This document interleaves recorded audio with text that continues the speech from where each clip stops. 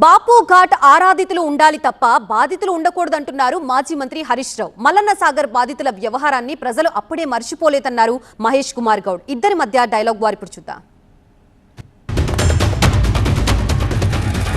నువ్వు కడతా అంటున్నదేంది? బాపు ఘాట్ కడతా అంటున్నావు. బాపు ఘాట్ ను ఆరాధించే వాళ్ళు ఉండాలి తప్ప బాపు ఘాట్ నిర్మాణం పేరిట బాధితులు ఉండకూడదు. గాంధీజీ గారు ఆయన అహింసావాది. ఆ అహింసా మూర్తి విగ్రహాన్ని పెట్టడానికి రేవంత్ రెడ్డి హింసా మార్గాన్ని ఎన్నుకున్నాడు.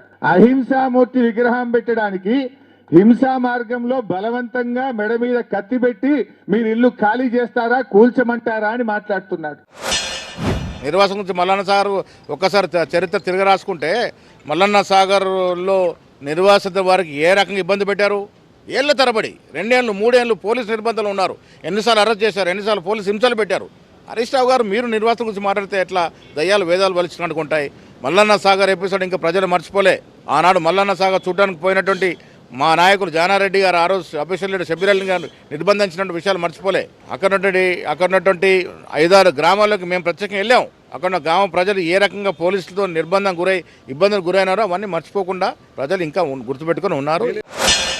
ఫార్మాసిటీ కట్టాలని కేసీఆర్ గారు 14,000 ఎకరాల భూమి సేకరిస్తే అక్కడ ఫ్యూచర్ సిటీ పేరిట రియల్ ఎస్టేట్ వ్యాపారానికి అక్కడ ప్రారంభం చేసినాడు.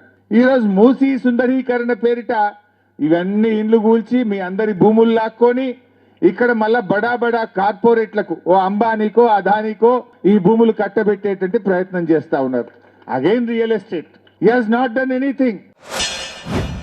ఏమో రియల్ ఎస్టేట్ వ్యాపారం చేయట్లేదు. కాంగ్రెస్ విధానాలు ముఖ్యమంత్రి తీసుకున్న నినాదాలలో రియల్ ఎస్టేట్ వ్యాపారం పెరుగుతూ ఉంది రాష్ట్రంలో. మిగతా రాష్ట్రాలు మన వైపు చూస్తూ ఉన్నాయి. ఈ city Hyderabad city 4th city develop అయిన తర్వాత యావత్ ప్రపంచ నగరాలతో పోటీ పడుతుంది. వారికి ఇబ్బంది లేకుండా చూస్తూ ఉన్నాము. మూసి అసలు మొదలే కాలే. మొదటి దశ బాపు ఘాట్ వరకే వస్తుంది. అక్కడ వరకు ఉన్నటువంటి ఇల్లు కానీ మిగతా వాళ్ళకి డిస్టర్బ్ అయితే అందరు కూడా సరైన న్యాయం చేస్తుంది ప్రభుత్వం.